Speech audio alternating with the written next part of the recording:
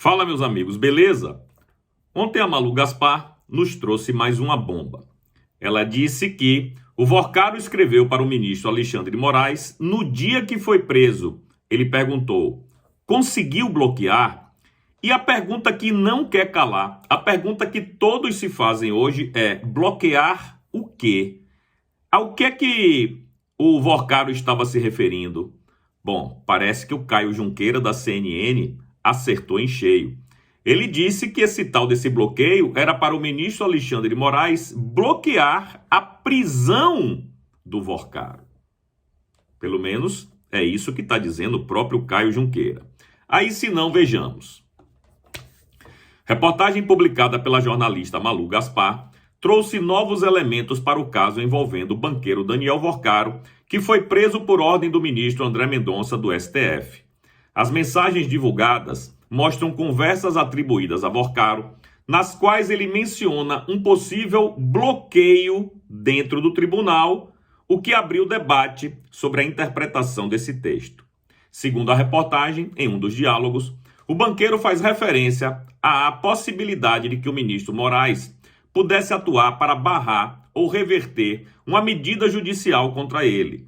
A menção ao bloqueio passou a ser interpretada por analistas e comentaristas políticos como uma eventual expectativa de Vorcaro de que as decisões do STF pudessem impedir ou suspender a sua prisão.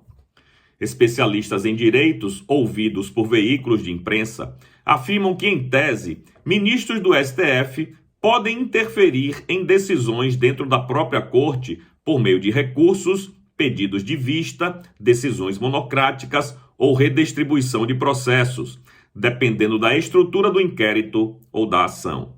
Por isso, a interpretação de que um ministro poderia bloquear uma decisão de outro não é impossível do ponto de vista processual, mas dependeria de circunstâncias específicas do caso. Até o momento, porém, não há confirmação oficial de que Alexandre de Moraes tenha adotado qualquer medida para impedir ou revisar a ordem de prisão determinada por André Mendonça. As mensagens reveladas apenas indicariam uma percepção ou expectativa atribuída a Vorcaro. A divulgação dos diálogos ampliou a pressão política em torno do caso e deve se alimentar novas discussões sobre os bastidores do STF e as relações entre empresários investigados e autoridades do judiciário. Enquanto isso, a defesa de Daniel Vorcaro ainda não se pronunciou detalhadamente sobre o conteúdo dessas mensagens divulgadas. Enfim, a bomba foi solta ontem pela Malu Gaspar e existem interpretações diversas para o que seria bloquear, o que seria esse pedido de bloqueio. Como eu mostrei aqui, segundo o Caio Junqueira, parece que era para bloquear a própria prisão dele, mas, evidentemente, como todo mundo sabe, isso não aconteceu.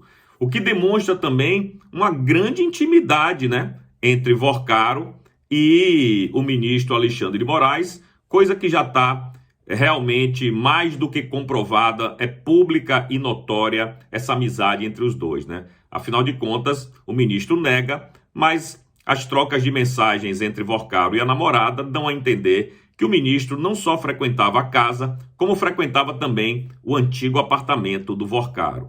Ou seja, eles sim são amigos e não tem mais como negar uma coisa dessas. E aí era um amigo pedindo ao outro amigo que liberasse ele da cadeia. Mas, infelizmente para o Vorcaro, isso não deu certo. É isso, meus amigos. Não deixem de se inscrever no meu canal, o Didi Red Pill, e também o Didi RP2 no YouTube. E quero saber agora a sua opinião. Deixa aí nos comentários o que é que você acha sobre esse imbróglio aí. O que seria, na verdade, esse conseguiu bloquear que a Malu Gaspar comentou? Escreve aí, por favor.